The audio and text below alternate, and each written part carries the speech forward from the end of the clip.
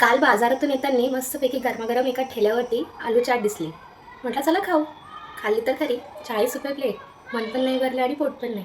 म्हटलं next time आता घरीच बनवू. सो आज मस्तपैकी बेत बनवला आहे आलू टिक्की चाटचा.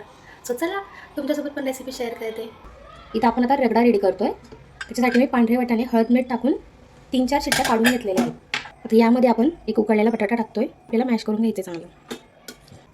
हे मुद्दाम मी साईडला अख्खे वाटाणे काढून ठेवले होते ते ॲड करते. उकडलेले बटाटे, कॉर्नफ्लॉवर, चवीनुसार मीठ,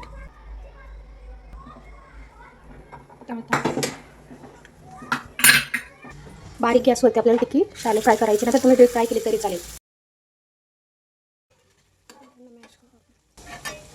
टिक्की एकदा तळून झालेली आहे आपली आणि तिला असं पण अशा पद्धतीने मॅश केलेलं आहे आणि पुन्हा एकदा आपल्याला फुल गॅसवरती फ्राय करून घ्यायची.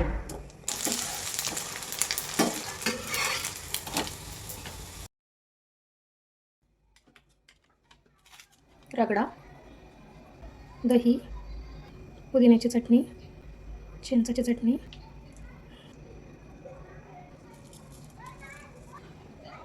अशा प्रकारे आपली आलू चाट तयार झाली आहे. तुम्ही नक्की ट्राय करा.